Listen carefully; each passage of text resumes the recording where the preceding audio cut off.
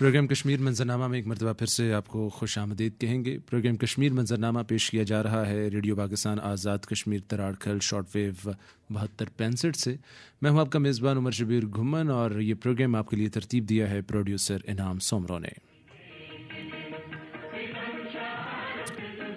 دوستو 8 بجے تک اسٹوڈیو میں ہمیں جوائن کیا ہے ڈاکٹر سید مجاہد گیلانی نے، جو کشمیری امور کے ماہر ہیں، جن سے ہم کشمیری صورتحال پہ تبصرہ ان کا لینے کی کوشش کریں گے اور اس کے ساتھ ساتھ کشمیر کے حوالے سے جو اہم ڈیولپمنٹس ہیں وہ بھی آپ کے ساتھ شیئر کریں گے. ڈاکٹر صاحب، سب سے پہلے تو آپ کو پروگرام میں کہیں گے خوش آمدید. اور پروگرام کے آغاز میں ہم نے اپنے سننے والوں کے ساتھ شیئر کیا تھا کہ وزیر اعظم محمد شہباز شریف نے پاکستان کا بھارت میں ہونے والی شنگھائی تعاون تنظیم کے وزرائے خارجہ کونسل کے اجلاس میں شرکت کا فیصلہ تنظیم کے منشور اور اجتماعیت کے لیے کہا کہ ہمارے لیے یہ ایک عزم کا مظہر ہے. ایک ٹویٹ کے ذریعے انہوں نے یہ بات کہی. اور اس کے ساتھ ساتھ بڑی ڈیولپمنٹ یہ ہے کہ پاکستان کے وزیر خارجہ بلاول بھٹو زرداری بھارت کے دورے پہ ہیں. بڑی ڈیولپمنٹ ہے. اوور آل کس طرح دیکھ رہے ہیں آپ اس ڈیولپمنٹ کو؟ بسم اللہ الرحمن الرحیم. جی بالکل آپ کی یہ بات درست ہے کہ جہاں تک پاکستان اور ہندوستان کے تعلقات کی بات ہے، اس میں جو بنیادی نقطہ ہے، میں سمجھتا ہوں جو بنیادی جزو ہے جس کے بغیر کسی بھی قسم کے تعلقات جو ہیں وہ ان دونوں ممالک کے درمیان بہتر نہیں ہو سکتے، وہ ریاست جموں و کشمیر ہے. وہ کشمیر میں رہنے والے جو کشمیری ہیں ان کی امنگیں ہیں، کسی حد تک ان کی حسرتیں ہیں اور ان کی خواہشیں ہیں. یہ اہم بات ہے، یہ سمجھنا بہت ضروری ہے کہ مقبوضہ جموں و کشمیر ہی نہیں بلکہ بالعموم ریاست جموں و کشمیر اور ریاست جموں و کشمیر سے رہنے والے باہر جو ہمارے پاس انگلستان میں ہیں، جو یورپ میں ہیں، یو ایس میں ہیں، جس کو ہم ڈائسپورا کہتے ہیں، کشمیری ڈائسپورا، اس کی خواہشوں کا احترام کرنا بہت ضروری ہے. اور یہ خواہشوں کا احترام میں سمجھتا ہوں تبھی ہو سکتا ہے جب ہم بھارت کے حوالے سے دو نگاہیں یا دو نقطے جو ہے وہ سامنے رکھیں گے. پہلی چیز جو بہت اہم ہے وہ یہ ہے کہ اقوام متحدہ نے کشمیریوں کو یہ حق دیا ہے، دسمبر 1982 کی یہ قرارداد ہے کہ کشمیری کسی بھی طرح سے اپنا حق رائے دہی، حق آزادی حاصل کرنے کے لیے بھارت سے ریزسٹنس شو کر سکتے ہیں، وہ چاہے الفاظ کے ذریعے سے ہو، چاہے قلم کے ذریعے سے، یا چاہے بندوق کی زبان سے ہو. اور دوسری بات، کشمیری جو ہیں وہ ایک جسٹیفائیڈ ایک ایسی سٹرگل کر رہے ہیں جس کو پوری دنیا ریکگنائز کرتی ہے. تو یہ دونوں چیزیں بہت اہم ہیں سمجھنے کی. ان دونوں مقاصد کو حاصل کرنے کے لیے چاہے جو بھی کوشش کی جا سکتی ہے، کسی بھی طرح سے ان مقاصد کو حاصل کیا جا سکتا ہے، کشمیریوں کو آن بورڈ رکھتے ہوئے میں سمجھتا ہوں کہ اس کا خیر مقدم کرنا چاہیے. وزیر خارجہ کا جو دورہ بھارت ہے، اس حوالے سے کیا کہنا چاہیں گے آپ؟ میں اسی حوالے سے یہ بات جو میں نے ابھی کہی ہے کہ یہ بہت ضروری ہے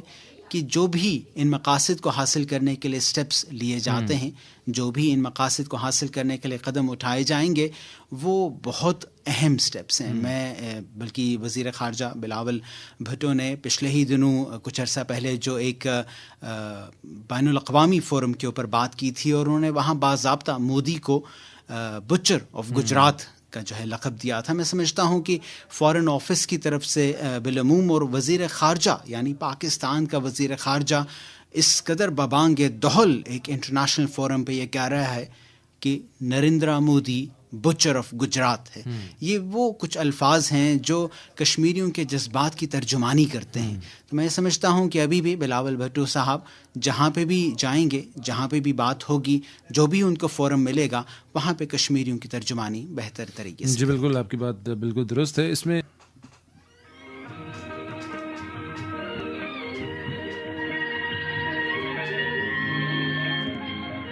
آپ نے جس طرح بات کی کہ ابھی بھی کشمیر کے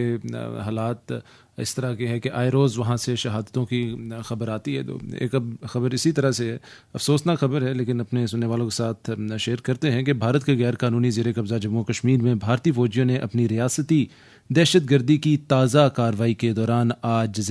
ضلع بارہمولہ میں مزید 2 کشمیری نوجوانوں کو ایک جعلی مقابلے میں شہید کر دیا. کشمیر میڈیا سروس کے مطابق فوجیوں نے نوجوان شاکر مجید نجار اور حنان احمد کو ضلع کے علاقے کریری میں محاصرے اور تلاشی کی کارروائی کے دوران شہید کیا.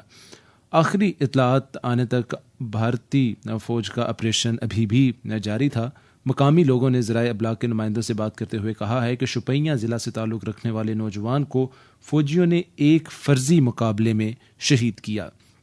مقبوضہ علاقے کے انسپکٹر جنرل پولیس وجے کمار نے نوجوان کے قتل کا جواز فراہم کرنے کے لیے انہیں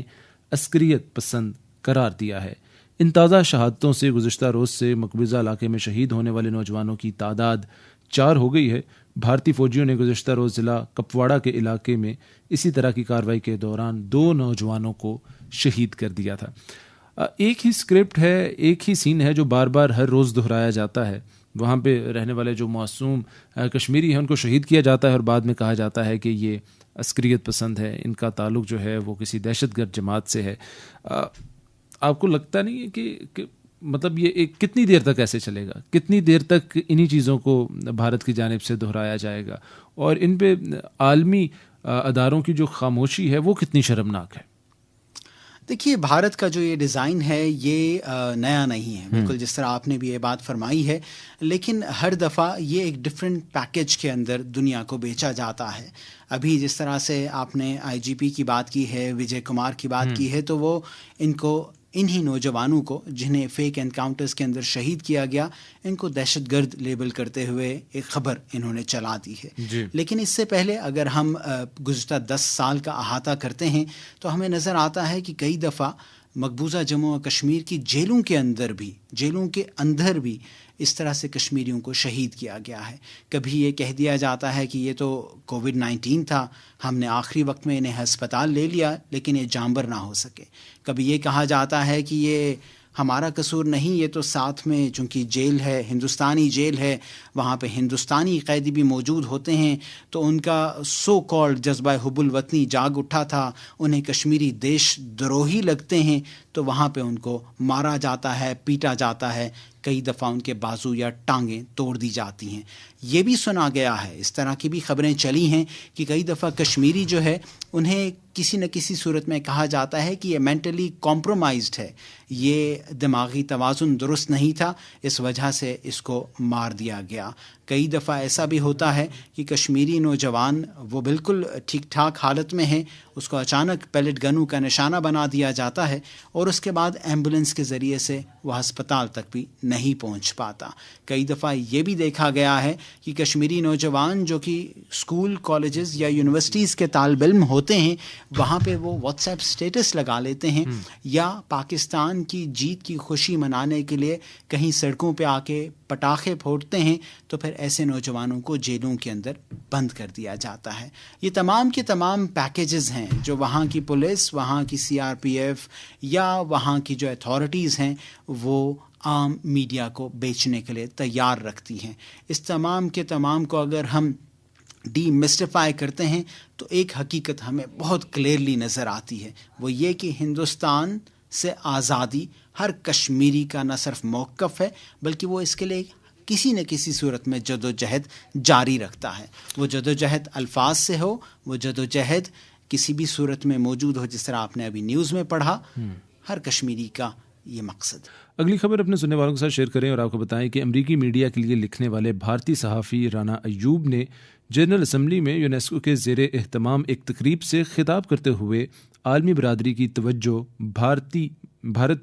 میڈیا کے حالت اظہار کی طرف دلائی ہے۔ رانا ایوب نے آزادی صحافت کے عالمی دن کے موقع پر جنرل اسمبلی کے چیمبر میں منعقد کانفرنس میں کہا کہ دنیا کے لیے ضروری ہے کہ وہ اپنی توجہ بھارت کی طرف مبذول کرائے، کیونکہ ہم حقیقت میں بھارت کے بارے میں زیادہ بات نہیں کرتے۔ مجھے امید ہے کہ آئندہ آنے والے دنوں میں آپ ایسا کریں گے۔ انہوں نے کہا کہ جب ہم پریس پر حملوں کے بارے میں بات کرتے ہیں تو ہم عام طور پر کبھی بھی بھارت کو اتنا نہیں دیکھتے، کیونکہ اسے جمہوریت کی جگہ کے طور پر دیکھا جاتا ہے۔ رانا ایوب نے کہا کہ مجھے سوشل میڈیا کے ذریعے جان سے مارنے اور جسمانی حملوں کی دھمکیاں مل رہی ہیں، جبکہ ممبئی پولیس یہ کہتے ہوئے لا تعلق ہے کہ دھمکیاں صرف آن لائن ہے۔ چاہے رانا ایوب ہوں یا دنیا میں رہنے والے بیسیوں اور صحافی جو اس موضوع پہ گفتگو کرتے ہیں، بھارت کی جانب سے اسی قسم کی جو دھمکیاں ہیں وہ دی جاتی ہیں۔ ڈاکٹر صاحب، کیا اس طرح کی دھمکیاں یا جس انداز سے بھارت جو ہے وہ بندوق کی نوک پہ اس تحریک کو خاموش کروانا چاہتا ہے، کیا کہیں کوئی 1% بھی پاسبلٹی ہے کہ بھارت اس تحریک میں کامیاب ہو جائے گا؟ دیکھیے آپ نے ایک ایگزامپل یا ایک نام کوٹ کیا ہے، اس کے علاوہ اور بہت سارے نام ہیں. جس طرح این ڈی ٹی وی جو ہے اسی سے ریزائن کیا ہے رویش کمار نام ہے، بڑے اچھے جرنلسٹ ہیں، فری لانسر ہیں. اسی طرح مقبوضہ جموں و کشمیر کی فوٹو جرنلسٹ ہیں جو اب سیلف ایگزائل میں ہیں، مسرت زہرا نام ہے ان کا. اس کے علاوہ اور بہت سارے ایسے نام ہیں. ہندوستان کے اپنے اندر جو ہے گوتم، پورا ذہن سے نام نکل گیا ہے لیکن گوتم ایک ہیں جرنلسٹ ہیں. اس کے ساتھ ساتھ اروندھتی رائے ہیں. یہ وہ سارے جرنلسٹ ہیں وہاں ایون مین لینڈ انڈیا کے اندر، ہندوستان کے اندر، کہ جن کو اس طرح کی جو دھمکیاں ہیں وہ اکثر و بیشتر ملتی رہی ہیں. اس لیے کیونکہ ان کو ہم کہیں نہ کہیں کسی حد تک سین وائسز کہتے ہیں، جو ایٹ لیسٹ مقبوضہ جموں و کشمیر میں ہونے والا جو ظلم ہے، جو انسانی حقوق کی خلاف ورزیاں ہیں، اس کے حوالے سے بات اٹھاتے رہتے ہیں. تو یہ انتہائی اہم بات ہے سمجھنا کہ یہ کوئی پاکستانی جرنلسٹ نہیں ہیں، نہ ہی یہ اس طرح سے کشمیری جرنلسٹ ہیں. یہ خود ہندوستان کے اپنے لوگ ہیں، یہ مین لینڈ انڈیا کے جرنلسٹس ہیں جو کہ ہندوستان کی یہ جو ایک بے رحمانہ کارروائیاں ہیں اس کے حوالے سے بات کرتے رہتے ہیں. اب یہ بھی انتہائی ضروری ہے بات کہ جہاں پہ یہ بات اٹھتی رہتی ہے تو یہ بات آج نہیں اٹھی، یہ بات گزشتہ 5 سال سے نہیں اٹھ رہی، بلکہ یہ گزشتہ 70 سال سے بات مسلسل اٹھتی چلی جا رہی ہے. اس کا مطلب یہ ہے کہ ایک عام کشمیری یا مقبوضہ جموں و کشمیر میں رہنے والا جو شخص ہے اس نے اپنی تحریک آزادی سے کوئی بیک فٹ نہیں لیا. وہ آج بھی اگر ہندوستان سے آزادی کی بات کرتا ہے تو پہلے اگر وہ کسی ایک بالکل ہی الفاظ کے ذریعے سے بات کرتا تھا، اس کے بعد سے اس نے بندوق کے زور سے اپنا حق آزادی مانگنا شروع کیا. اور اس کے بعد سے ہم دیکھتے ہیں کہ ایک سول سوسائٹی اور جرنلزم کا بھی ایک اس کے اندر عنصر پایا گیا، جس کے اندر فوٹو جرنلسٹ کو بالخصوص، چونکہ ان کی تصاویر عالمی میڈیا پہ بھی آتی تھیں، ان کو مارا جاتا تھا، پیٹا جاتا تھا، ان کے کیمرے توڑ دیے جاتے تھے. اور کئی دفعہ فوٹو جرنلسٹ کے اوپر تو یو اے پی اے اور پی ایس اے جیسے ڈریکونین لاز، کالے قوانین تک لاگو کیے گئے، جس کی وجہ سے بہت سارے جو وہاں کے جرنلسٹ ہیں، ینگ جرنلسٹ ہیں، ان کو وہاں سے باہر نکلنا پڑا. لیکن آج بھی اگر آپ دیکھیں تو وہاں پہ بہت سارے ایسے نام ہیں، جس میں 2-3 نام کی اگر میں بات بھی کروں تو اس میں فہد شاہ ہے، جیسے فار ایگزامپل کشمیر والا کے ایک ایڈیٹر رہ چکے ہیں. اس کے علاوہ دیگر اور جرنلسٹ ہیں، ہم شجاعت بخاری کا نام لے سکتے ہیں، افتخار گیلانی کا نام لے سکتے ہیں. یہ تمام کے تمام وہ ہیں جنہوں نے اپنی آوازیں چھوڑی نہیں ہیں، جو آج بھی بات کرتے ہیں تو ہندوستان کا جو ایک ظلم و ستم ہے، انسانی حقوق کی خلاف ورزی ہے، اس کے حوالے سے مسلسل پوائنٹ اٹھاتے رہتے ہیں. تو جو آپ کا سوال تھا کہ کیا 1% بھی یہ چانس ہے کہ کشمیری جو ہے وہ اپنے موقف سے کسی صورت پیچھے ہٹ جائے گا، تو یہ میں نے آپ کو ایک بہت بڑی ڈائمنشن جو کشمیر کی اسٹرگل کی ہے اس کا ایک چھوٹا سا چیپٹر صرف ڈسکس کیا ہے، جو جرنلزم کے ذریعے ہے، جو کشمیری فریڈم اسٹرگل تھرو صحافت کے ذریعے سے ہے. باقی تو اور بہت سارے چیپٹرز ہیں کہ کشمیری اپنی تعلیم کے ذریعے سے، اپنے علم کے ذریعے سے، اپنی جابز کے ذریعے سے، اپنے سوشل میڈیا اسٹیٹسز کے ذریعے سے، اپنے فیس بک کے ذریعے سے، کتابیں لکھنے کے ذریعے سے، آرٹس کے ذریعے سے، کلچر کے ذریعے سے. یہ ہم جو جنگ لڑ رہے ہیں یہ صرف بندوق کی اب بات نہیں رہی، یہ وہاں کشمیری ڈریسز جس میں پھیرن شامل ہے، جس میں کشمیری شال شامل ہے، کشمیری کلچر جس کے اندر کانگڑی اور وازوان شامل ہے. ہم تو اب اس کے ذریعے سے بھی ہندوستان سے اپنی آزادی کی جنگ لڑ رہے ہیں، اور صرف مقبوضہ جموں و کشمیر کے اندر نہیں لڑ رہے، مقبوضہ جموں و کشمیر کے باہر بھی ہر کشمیری اس وقت سربکفتن ہے. مسرور عباس انصاری نے سری نگر میں ایک بیان میں کہا کہ کشمیری پاک فوج کے سپہ سالار کے اس بیان کو قدر کی نگاہ سے دیکھتے ہیں. انہوں نے کہا کہ کشمیری عوام حق خود ارادیت کے حصول کی جائز جدوجہد میں اپنے سیاسی، سفارتی اور اخلاقی حمایت پر پاکستان کی انتہائی شکر گزار ہے.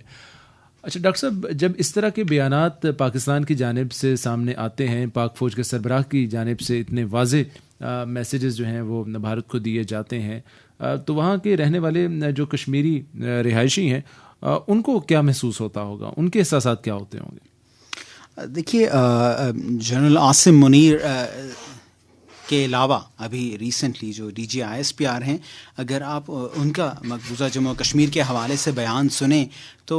وہ تو مزید خون کو گرما دینے والا ہے کہ ہم اگر چاہیں تو دشمن کے گھر کے اندر یہ جنگ لے کے جا سکتے ہیں. اور مقبوضہ جموں و کشمیر کے حوالے سے جب وہ بات کر رہے تو یہی تھا کہ مقبوضہ جموں و کشمیر کبھی بھارت کا نہ اٹوٹ انگ تھا نہ رہ سکتا ہے.